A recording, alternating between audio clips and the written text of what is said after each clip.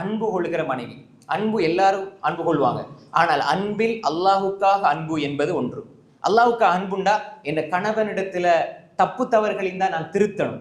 என் கணவனிடத்துல பிழைகள் இருந்தா அன்பா சொல்லி திருத்தணும், மென்மையா திருத்தணும். கணவனை நாங்க எப்படி இந்த உலகத்துல அவர் எப்படி வாழ்ந்தாலும் பரவாயில்ல, எனக்கு சாப்பிட்றதுக்கு உணவு தந்தா உடை தந்தா போதும் என்று மட்டும் இருக்கக்கூடாது. என்னுடைய கணவன் நரகத்திலிருந்து பாதுகாப்பு பெற வேண்டும்.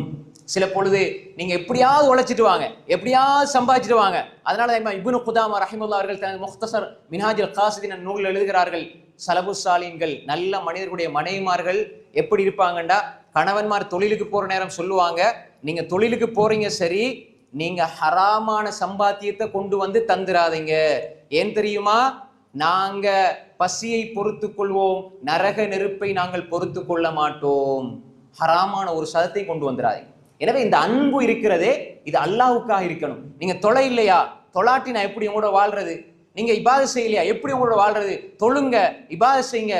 தொழில் முன்ன பின்ன இருக்கலாம், காசு பணம் முன்ன பின்ன இருக்கலாம், ஆனா நீங்க தொழுகையை விட்டுறாதீங்க, இபாதத்தை விட்டுறாதீங்க, கலிமாவை விட்டுறாதீங்க, தௌஹீதை விட்டுறாதீங்க, அல்லாஹ்வோட நம்பிக்கையை விட்டுறாதீங்க, நீங்க சதக்கா கொடுக்கறத விட்டுறாதீங்க, குர்ஆன் ஓதுறதை விட்டுறாதீங்க. உலகத்துல வேண்டாம் நாங்க கஷ்டப்படுவோம், கொஞ்சம் சமாளிச்சு கொள்வோம், ஆனா என்னுடைய அன்பு அல்லாஹ்வுக்காக வேண்டி இருக்குதுன்னு சொல்லி இப்படி ஒரு மனைவி இருக்க வேண்டும். அன்பான மனைவியாக இருப்பது ஒரு சாலிகான பெண்ணுடைய, சாலிகான மனைவியினுடைய பண்பு.